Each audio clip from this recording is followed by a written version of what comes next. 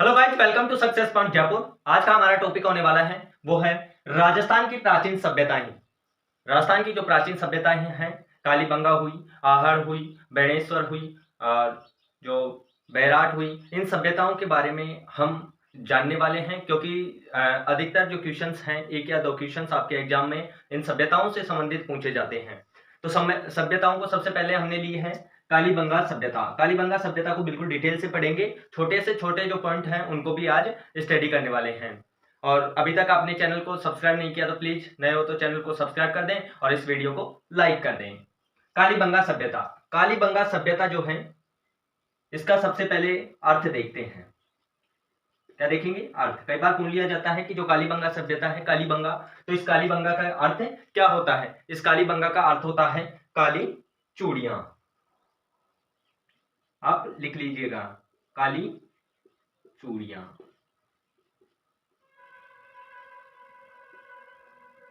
इसका अर्थ होता है काली चूड़ियां। अब बात करते हैं कालीबंगा जो सभ्यता है वो कहां पर स्थित है। तो कालीबंगा, मैं आपको बता दूं, कालीबंगा जो सभ्यता है वो राजस्थान के हनुमानगढ़ जिले में जो घग्गर नदी बहती है उसके किनारे स्थित है। जो ये घग्गर नदी है उसके किनारे बसी हुई ये सभ्यता है कालीबंगा सभ्यता। इसे इसका प्राचीन नाम, घग्गर नदी का जो प्राचीन नाम है वो है सरस्वती। सरस्वती नदी, जो अब विलुप्त हो गई है। तो आपको पूछा जा सकता है कि जो कालीबंगा है वो किस नदी पर किस नदी पर स्थित है। तो आप बता सकते हो कि घग्गर नदी पर स्थित है। तो यहां स्थान लिख लो। क्या लिखोगे? स्थान। कहां है? हनुमानगढ़। हनुमानगढ़ में। कहां पर? घग्गर नदी के किनारे। घग्गर नदी के किनारे जो कालीबंगा सभ्यता स्थित है। अब इसकी खोज की बात करते हैं। धीरे धीरे अपन नीचे आते हैं तो इसकी खोज की बात करेंगे। देखो, कालीबंगा जो सभ्यता है इसकी खोज की गई थी 1952 ईस्वी में। खोज कब की गई? 1952 ईस्वी में प्रोफेसर अमलानंद के द्वारा। अमलानंद घोष के द्वारा इसकी खोज की गई। ये जो क्वेश्चन है ये पूछा गया था सेकंड ग्रेड एग्जाम में। सेकंड ग्रेड एग्जाम में ये क्वेश्चन पूछा गया था। 3 साल तक ये क्वेश्चन पूछा गया था कि जो कालीबंगा सभ्यता है उसकी खोज किसने की थी। तो वो 1952 ईस्वी में प्रोफेसर अमलानंद घोष के द्वारा की गई थी। अब इसकी बात करते हैं कि खोज हो गई। खोज के बाद में इसका उत्खनन जो कार्य है, उत्खनन वो किसकी देखरेख में हुआ या किसने किया? तो उत्खनन लिख लीजिए। ये इंपॉर्टेंट है, आपको इनमें से ही क्वेश्चन बन के आएगा। यदि सभ्यताओं में से पूछा जाए तो आपको पूछ लेगा उसका अर्थ, स्थान पूछ लेगा, नदी पूछ लेगा, या उसकी खोज किसने की, उसका उत्खनन। तो उत्खनन किया था 1961 ईस्वी में। 2 व्यक्ति थे। एक तो थे वीपी लाल। क्या थे? वीपी लाल।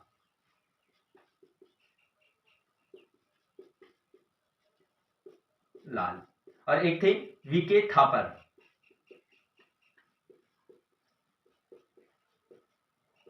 इन दोनों के द्वारा इनका उत्खनन कार्य किया गया। ये जो बीके थापर हैं, आपको कई बुक्स में जो इनका नाम है वो ये मिल जाएगा, बीके मिल जाएगा, बीके थापर। तो आप कंफ्यूज नहीं होगा। क्या कंफ्यूज नहीं होना है आपको? चाहे बीके थापर हो चाहे वीके थापर हो, दोनों एक ही है। तो ये थी इसका उत्खनन कार्य। मैं आपको बता दूं, सर्वप्रथम जो इसकी जो कालीबंगा सभ्यता है उसकी क्या क्या विशेषताएं हैं, वहां पर क्या क्या जो मिला पुरातात्विक चीजों में, और वहां ऐसी कौन सी चीजें थी जो विश्व में कहीं देखने को नहीं मिली, वो भी मैं आपको इस वीडियो में बताऊंगा। तो आप इसे नोट कर लीजिएगा।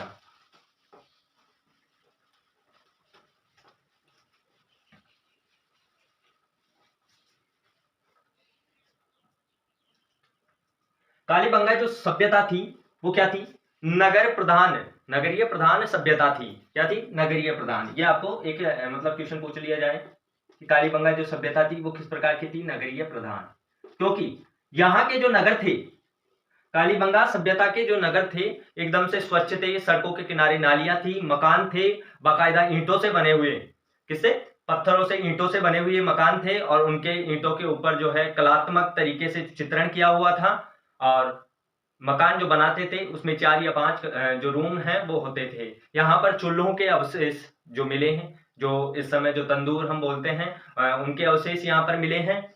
तो मैं बता देता हूँ कि किन किन के अवशेष मिले, क्योंकि एग्जाम में पूछ लिया जाता है। सबसे पहले ये नगरीय प्रधान जो है ये सभ्यता है। दूसरी बात कि यहाँ हल जोतने के अवशेष मिले, किसके, हल जोतने के अवशेष मिले। यहां पर हल जोतने के अवशेष मिले। ऐसा माना जाता है कि ये विश्व की जो पहली सभ्यता थी जहां पर बुआई होती थी और फसलें उगाई जाती थी। ऐसा माना जाता है। यहाँ पर क्या होता था कि विश्व में जुते हुए खेत का जो प्रमाण है वो यहाँ पर ही कालीबंगा सभ्यता में ही मिला था। तो हल जोतने के अवशेष सर्वप्रथम जो कहाँ मिले, या जो खेत जोतने का जो अवशेष है वो सर्वप्रथम कहाँ मिला, तो वो मिला था कालीबंगा सभ्यता में। तीसरी बात, लकड़ी से निर्मित नालियां, लकड़ी से निर्मित नालियां, लिख लेना इन पॉइंट्स को। नालियां कहाँ मिली, ये मिली कालीबंगा सभ्यता में। इससे पहले एकमात्र जो ये सभ्यता थी यहाँ पर लकड़ी से निर्मित नालियां, नालियां समझ रहे हो, नालियां जो पानी का जो निकास होता था, तो ये लकड़ी से निर्मित थी। ये नालियां जो थी वो लकड़ी से निर्मित थी। एकमात्र ऐसी ये सभ्यता थी जहां पर लकड़ी से निर्मित नालियां मिली। इसके बाद देखो यहां पर जो है अलंकृत ईंटें मिली। ईंटों पर अलग ही प्रकार से पेंट वगैरह करके एक अलग ही चित्र बना के यहाँ अलंकृत सुशोभित जो ईंटें हम बोलते हैं अलंकृत करना, तो उसी प्रकार की यहाँ पर ईंटें मिली। तो आपको यदि क्वेश्चन पूछ लिया जाए कि अलंकृत ईंटें किस सभ्यता से प्राप्त हुई, तो आपका आंसर क्या होगा, कालीबंगा सभ्यता। ये आपका करेक्ट आंसर होगा। इसके बाद मैं यहाँ बता दूं आपको हवन कुंड। हवन कुंड इसका मतलब जो यहाँ के लोग रहते थे, कालीबंगा जो सभ्यता के लोग रहते थे, वो हवन कुंड जब प्राप्त हुआ तो अनुमान लगाया जा सकता है कि कालीबंगा के जो सभ्यता के जो लोग थे वो धार्मिक थे, हवन करते थे, तो इसलिए वो क्या थे, धार्मिक थे। तो यहाँ क्या मिले, हवन कुंड के अवशेष जो हैं वो मिले। छठवां पॉइंट देखो, छठवां पॉइंट है यहाँ जो चूल्हों के अवशेष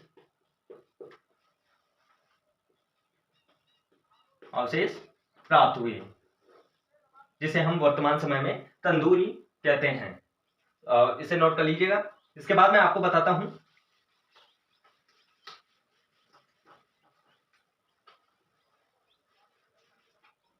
यहां पर जो मोहरें प्राप्त हुई, क्या प्राप्त हुई, मोहरें। यहां पर जो मोहरें प्राप्त हुई उन पर कौन सी भाषा लिखी हुई थी, सिंध लिपि, लिपि बोल सकते हैं उन्हें, सिंध लिपि से लिखे हुए मिले उनकी मोहरों पर, सिंध लिपि, जिन्हें आज तक कोई भी नहीं पढ़ पाया। ये नोट कर लेना, जिन्हें सिंध लिपि जो है उसे आज तक कोई भी नहीं पढ़ पाया है, सिंध लिपि को। यहां पर ऐसा एक मोहर मिली जिस पर व्याघ्र का चिन्ह था, किसका, व्याघ्र भाव का चिन्ह था, तो मोहर पर भाग का चिन्ह मिला। लेकिन ऐसा माना जाता है कि अब इस प्रांत में व्याघ्र नहीं है, जो हनुमानगढ़ जो क्षेत्र है वहां पर भाग नहीं है, लेकिन यहाँ पर जो मोहर प्राप्त हुई वो उस पर व्याघ्र के चिन्ह थे। तो इससे कुछ होता है कि यहाँ पर पहले के जमाने में जो 1200 ईसा पूर्व के समय, 1300 ईसा पूर्व के समय यहाँ पर भाग हुआ करते थे, इसलिए यहाँ की मोहरों पर व्याघ्र के चिन्ह मिलते हैं। यहाँ पर बर्तनों की बात करें, आपको पूछ लिया जाए कि यहाँ पर जो बर्तन हैं वो कैसे पाए गए। यहाँ पे जो बर्तन हैं वो कांस्य व ताम्र के बर्तन मिले। कैसे बर्तन मिले? कांस्य व ताम्र के बर्तन मिले। और यहां पर देखो कालीबंगा सभ्यता, आपको 4 ऑप्शन दे दिए जाएं कि यहां पर क्या मिला, तो आपको यदि उस ऑप्शन में घोड़ा और लोहा नजर आ जाए तो वो कालीबंगा सभ्यता नहीं होगा, क्योंकि यहां पर घोड़े और लोहे के अवशेष नहीं मिले। किसके?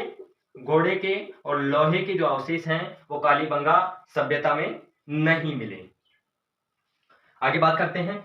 आज कालीबंगा से संबंधित सारे जो टॉपिक्स हैं, जो इंपॉर्टेंट जो लाइनें हैं, सारी क्लियर हो जाएगी।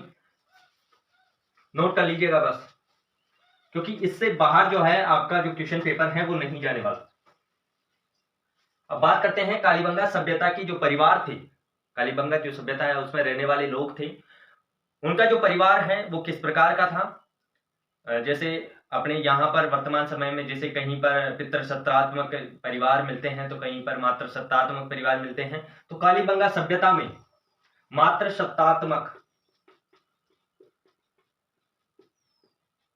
मातृसत्तात्मक जो परिवार हैं उन्हें वो मिले।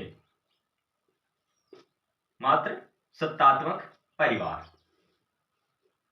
कालीबंगा सभ्यता में।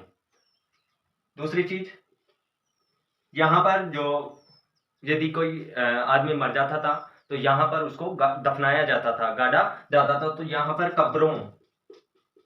कब्रों के अवशेष मिले कि यहां पर जो है आदमी के मरने के बाद उनको दफनाया जाता था, इसलिए यहाँ पर कब्रों के अवशेष मिले। यदि पूछ लिया जाए आपको कि कालीबंगा सभ्यता इनमें से कौन से अवशेष मिले, तो आपका ये मातृसत्तात्मक जो शासन परिवार जो चलता था वो मातृसत्तात्मक था, और यहाँ पर कब्रों के अवशेष मिले। इसका मतलब जो लोग थे वो मरते थे उनको दफनाया जाता था। अब बात करते हैं जो कालीबंगा सभ्यता है उसका समय क्या रहा होगा।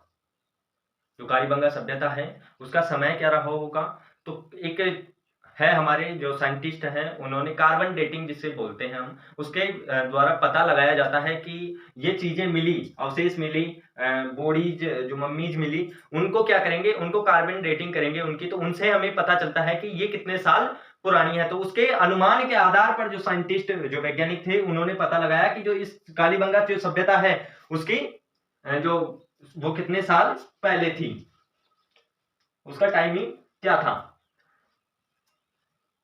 तो कार्बन डेटिंग 14 के अनुसार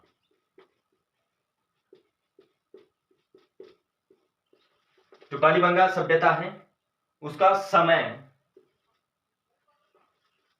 2350 ईसा पूर्व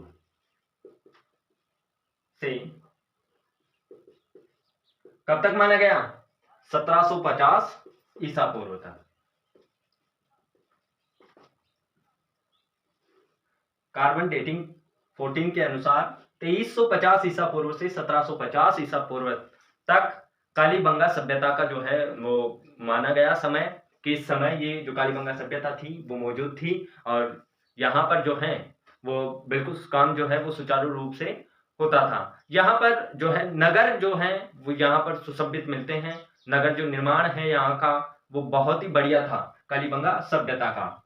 यहाँ पर जो मकान बनते थे वो बिल्कुल पक्के ईंटों के बनते थे, और उसमें चाहे कोई सा ही मकान देख लो आपको उसमें 4 कॉलम रहते थे, और ये नहीं कि मकान एक मंजिल का हो। यहाँ पर जो है सीढ़ियां प्राप्त हुई, इसे भी आप नोट कर लीजिएगा कि यहाँ पर जो छत के ऊपर, मकान के ऊपर अपन छत के ऊपर जाते हैं तो उसके लिए सीढ़ियां प्राप्त हुई।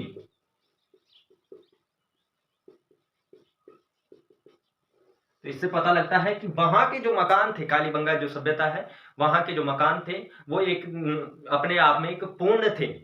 और यहाँ पर सर्वप्रथम है जो खेत जोतने के जो निशान मिले, यहाँ पर मतलब खेती के अवशेष मिले, तो ये थी कालीबंगा सभ्यता। इसके बाद हम बात करने वाले हैं आहड़ सभ्यता की, फिर उसके बाद बेणेश्वर सभ्यता, फिर बैराट सभ्यता। ये सी जो सभ्यताएं हैं इंपॉर्टेंट उन सबको इसी प्रकार से मैं एक एक टॉपिक से आपको क्लियर करवाता रहूंगा। तब तक के लिए thanks for watching the video, और चैनल पर नए हो तो चैनल को सब्सक्राइब कर दें और वीडियो को लाइक कर दें, और वीडियो कैसा लगा आपको तो कमेंट बॉक्स में जरूर बताएं।